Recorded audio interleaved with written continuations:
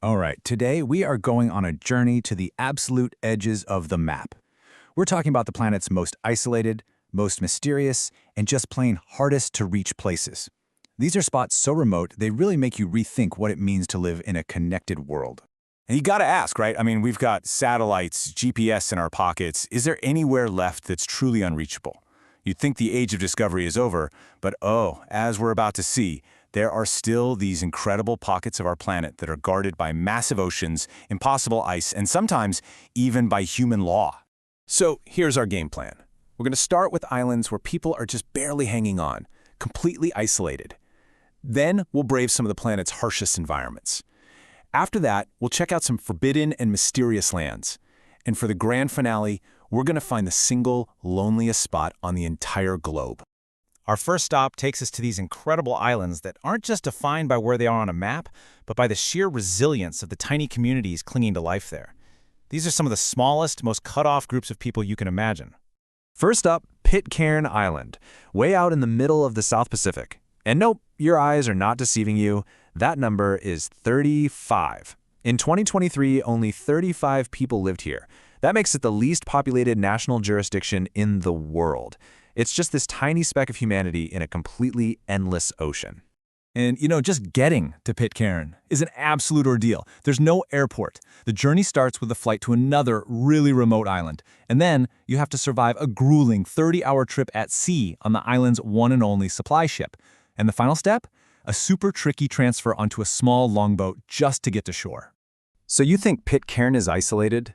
Okay, let's head over to the South Atlantic. This place is Tristan da Cunha, and it holds the official title of the most remote inhabited island on Earth. Its isolation isn't just a fun fact, it's the stuff of legend. So what does remote really mean in this case? Well, the nearest continent is South Africa, and that's almost 1,500 miles away. To get there, you need to take a week-long boat trip from Cape Town, and that's if you get lucky and the notoriously rough seas decide to cooperate. There's absolutely no other way to get in or out. And get this, you can't just book a flight and show up. The Island Council has to personally approve every single visit. You're going to need serious medical insurance, a confirmed ticket off the island, and since there are 0 hotels, you have to pre-book a room in a guest house. They control access very, very tightly to protect their unique community. Okay, so we've seen isolation by sheer distance. Now let's look at isolation by nature itself. For these next places, the barrier isn't just empty ocean. It's the planet's most powerful and extreme forces. Here, the environment is the ultimate gatekeeper. This is one of my all-time favorite stories. Back in 1963, off the coast of Iceland, a volcano just burst out of the seafloor. For almost 4 years, it spewed and grew, and when it was all over, a brand new island, Surtsey, was born. Scientists immediately realized this was a priceless opportunity, a totally pristine, untouched natural lab to see how life takes root on new land. And they'd protect this experiment like you wouldn't believe.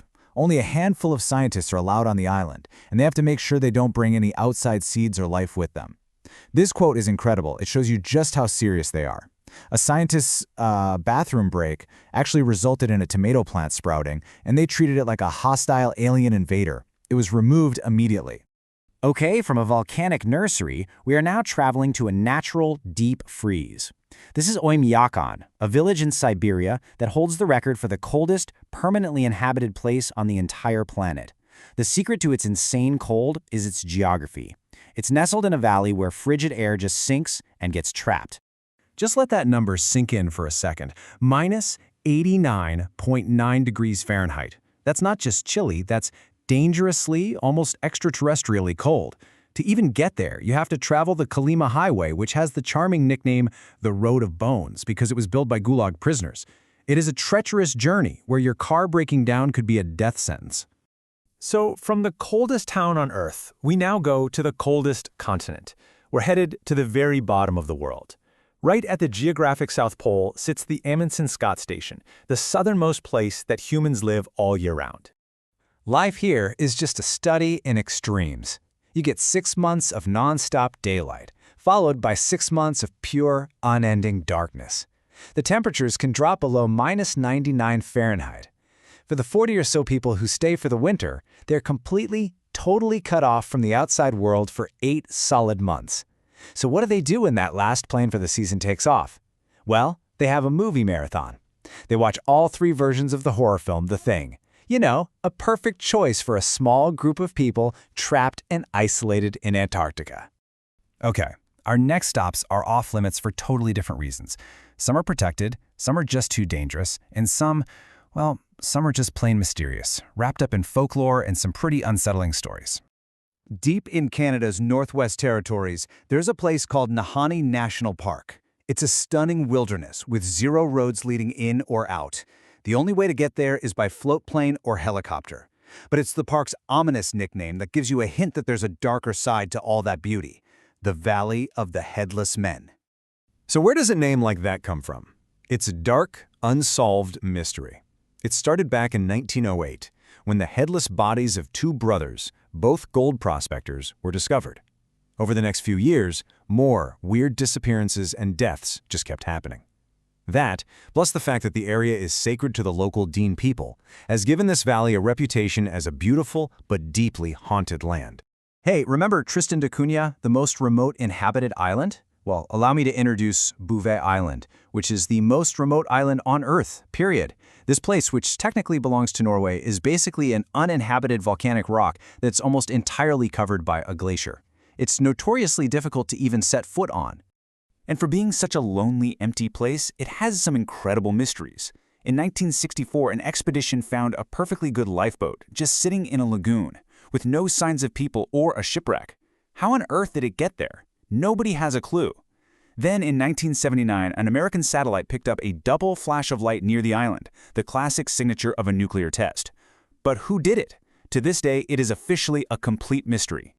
For our final destination, we're going somewhere so remote it isn't even land.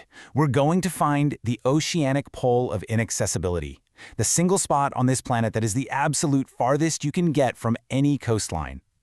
There's a specific coordinate deep in the South Pacific Ocean called Point Nemo. If you were somehow able to sail to this one spot, the nearest piece of land, any land at all, would be over 1,670 miles away, in every single direction.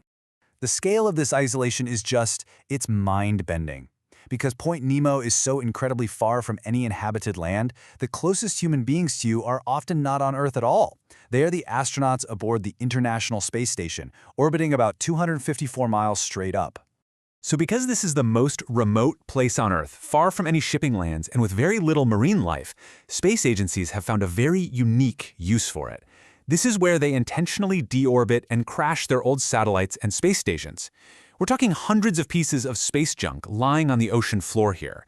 It's even the planned final resting place for the International Space Station itself. The most unreachable place on Earth is also our planet's official cosmic graveyard.